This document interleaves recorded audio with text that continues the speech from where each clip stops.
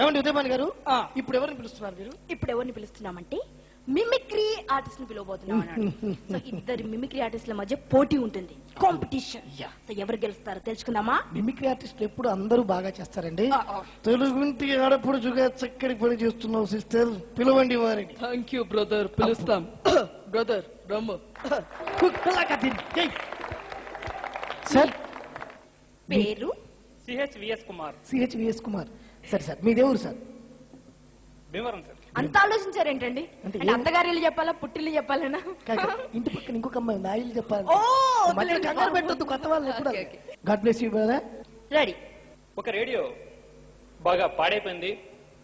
అందులో 2 స్టేషన్లు ఒకేసారి వస్తున్నాయి. ఒక స్టేషన్లో ఒక ఆవిడ వంటల గురించి మాట్లాడుతుంటే మరొక స్టేషన్లో ఒక ఆయన పంటల గురించి మాట్లాడుతున్నాడు. అప్పుడు ఆ 2 కలిసి ఈ విధంగా వస్తున్నాయి. అంటే వంటలు పంటలు కలిపి వస్తున్నాయి. వెరీ గుడ్, వెరీ గుడ్, బాగుంది.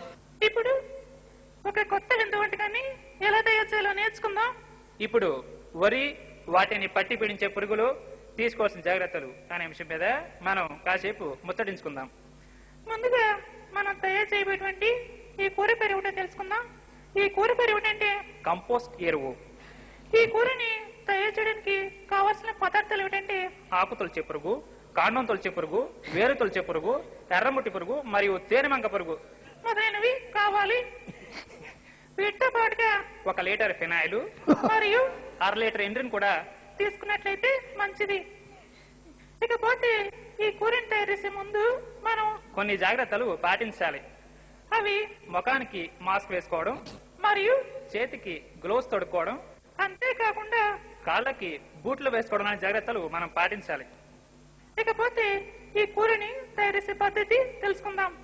బాగా కాగినటువంటి నూనెలో కాస్తంత అమ్మోనియా సల్ఫేట్ మరియు జింక్ ఫాస్ఫేట్ వేసి బాగా వేపాలి.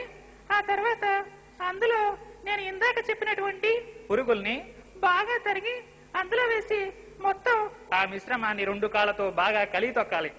ఇలా తయారు చేసినటువంటి ఈ కూరని మీరు మీ శ్రీవారికి వడ్డించినట్లయితే ఆయన ఎంతో ఆత్రంగా తింటారు. తిన్న వెంటనే ఆయనలో కళ్ళు తిరగడం, వాంతులు అవడం లాంటి వ్యాధి లక్షణాలు ముందుగా మనకి ఆనంద సూచికలుగా కనిపిస్తాయి.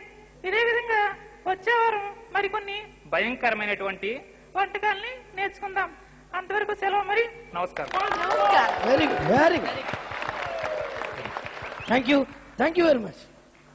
Once more.